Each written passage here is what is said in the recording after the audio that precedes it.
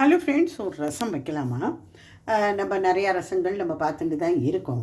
இப்போ நான் யூடியூப்பில் நிறையா ரசம் ஒன்று பார்த்துட்டுருக்கேன், கும்பகோணம் ரசம். சரி, நம்மளும் இன்றைக்கி அதை வச்சு பார்த்துடலாம் அப்படின்னு.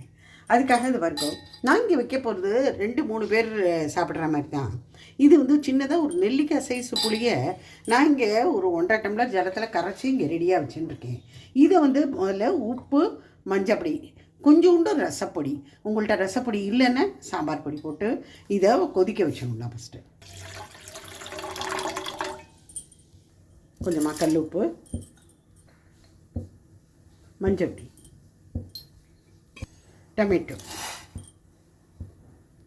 பெருங்காயம், ரசப்பொடி ஒரு சின்ன டீஸ்பூன். இப்போ நம்ம மிக்சியில் இந்த ரசத்துக்கு வேணுங்கிற ஒரு இதை பவுடர் ஒன்று அரைச்சிக்கணும். பவுடர்னு சொல்ல முடியாது, தொகையில் மாதிரியும் இருக்காது, கொஞ்சம் குறைன்னு பொடி பண்ணிக்கணும். தக்காளி போடுறதுனால அது கொஞ்சம் மாய்ஸ்டாக இருக்கும். கொஞ்சோண்டு தக்காளி, அதில் பாதி தக்காளி போட்டால் போதும். 1 டீஸ்பூன் மிளகு, 1 டீஸ்பூன் சீரகம், ஒரு 2 டேபிள் ஸ்பூன் போல் தேங்காய். கொஞ்சமாக போட்டு இருந்தால் கொஞ்சமாகவும் போடுங்கோ, பரவாயில்ல. ஒரே ஒரு பச்சை மிளகாய், கொத்தமல்லி. இது இப்போ நம்ம ஒரு தொகையில் பதத்துக்கு குறைன்னு நம்ம அரைச்சணும். இப்போ இந்த அரைச்சி வச்சத்தை ரசத்தில் போட்டுடலாம். இது ஒரு 5 நிமிஷம் வரைக்கும் இது கொதிக்கட்டும், பச்சை வாசனை போகிற வரைக்கும். நான் இங்கே ஒரே ஒரு கரண்டி துவரம்பருப்பு வேக விட்டு வச்சுட்டுருக்கேன். இதை கரைச்சணும்லாம்.